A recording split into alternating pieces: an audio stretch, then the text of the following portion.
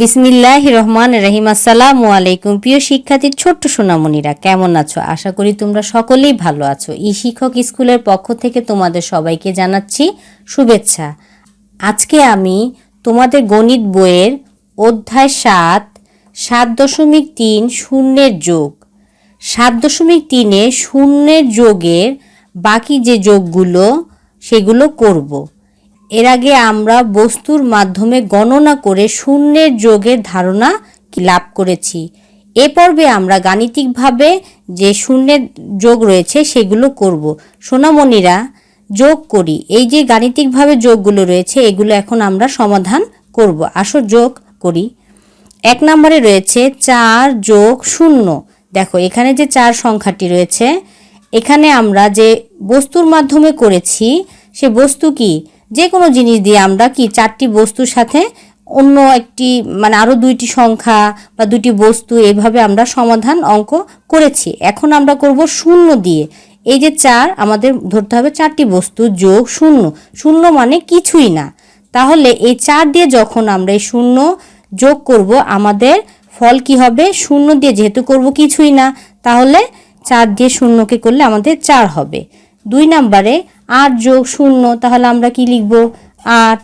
3 নম্বরে রয়েছে 10 যোগ 0। যেহেতু 0 আমাদের কোনো কিছুই বোঝাচ্ছে না, তাহলে যেই সংখ্যাটি রয়েছে বা যে বস্তুগুলো রয়েছে সেই জিনিসগুলো কি গণনা করে এখানে বসবে। এখানে যেমন 10 যোগ 0, তাহলে আমাদের কি 10ই হবে। 0 আমাদের কোনো কিছুই আমরা 0 দিয়ে আমাদের কিছু ধরা হয় না, কোনো সংখ্যা নেই, কোনো বস্তু নেই, 0 শূন্যই।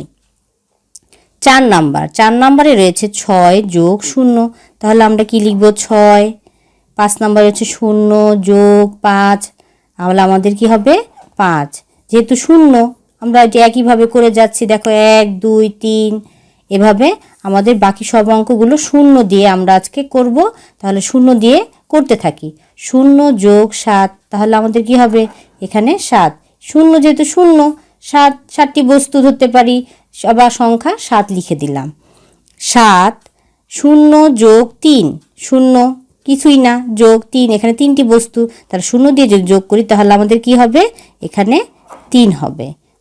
8 নম্বরে রয়েছে 0 যোগ 9, 0 যোগ 9, তাহলে আমরা 0 কোনো কিছুই না, যোগ 9, তাহলে এখানে আমরা কি লিখব?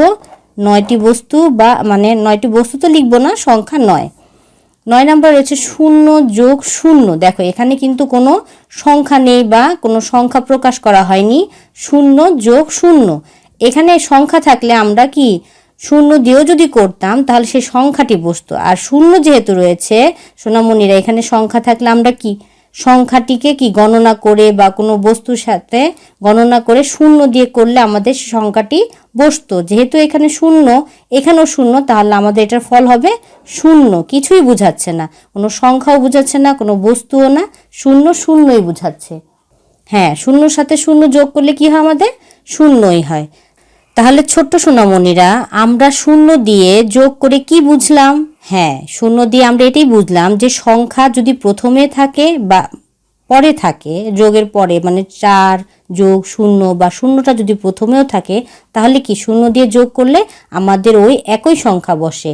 তাহলে আমরা কি বুঝলাম? যে 0 যেভাবেই থাকুক না কেন, সংখ্যা আগে বা পরে 0 দিয়ে যোগ করলে আমাদের 0ই হয়। সোনামণিরা, তোমরা শূন্যের যোগ সম্পর্কে আমি আশা করি তোমরা সকলেই শূন্যের যোগের ধারণা ভালোভাবে লাভ করেছো।